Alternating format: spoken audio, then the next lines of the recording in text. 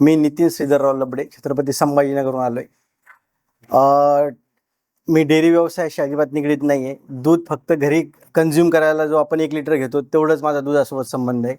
परंतु आमच्या महाराष्ट्र विधानसभेत आमचे जे उपाध्यक्ष होते विधानसभेचे, त्यांनी सांगितलं होतं ऑफिशियल स्टेटमेंट की महाराष्ट्रामध्ये जवळपास 98% दुधामध्ये भेसळ होते. आणि एक श्रीगोंद्याचे आमदार होते, त्यांनी पनीरबद्दल बोललं होतं की पूर्ण जे पनीर येतं आहे, जे स्ट्रीट फूड म्हणून वगैरे जे वापरतायत ती चीज वगैरे, ते सगळं म्हणजे खूप भेसळ आहे त्याच्यामध्ये. त्यातून जसं या इन्स्टिट्यूटचा एक महत्त्वाचा उद्देश होता की ॲडल्ट्रेशन फ्री म्हणजे प्रोडक्ट पोहोचवायचे आहेत आपल्याला.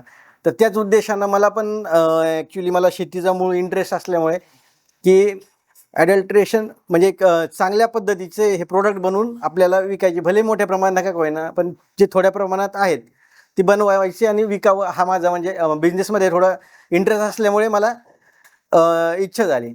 त्यातून मग मला ती कल्पना सुचली. कल्पनेतून मी त्या बोडके साहेबांना पाठिंबा आलो. त्यातून मग आता आम्ही ट्रेनिंगपर्यंत आलो. त्यांनीच ॲक्च्युली सर्च केलेलं आहे की ट्रेनिंग सेंटर कुठं घ्यायचं आहे. ट्रेनिंग सेंटरबद्दल बोलायला झालं तर सगळ्यात महत्त्वाचा, व्यवसाय करायची सगळ्यांनाच इच्छा असते, परंतु व्यवसाय हा फायद्यात कसं यायला पाहिजे हे खूप महत्त्वाचं आहे. जर व्यवसाय सुरुवातीच्या टप्प्यामध्ये जर खूप लॉसमध्ये गेला तर तो आउट होऊन जातो माणूस आणि नंतर मग तो जॉबकडे वळतो. व्यवसाय सगळ्यांना करायची इच्छा असते, पण जॉब लोक म्हणजे मजबुरी म्हणून करत असतात, असं पण एक हे आहे.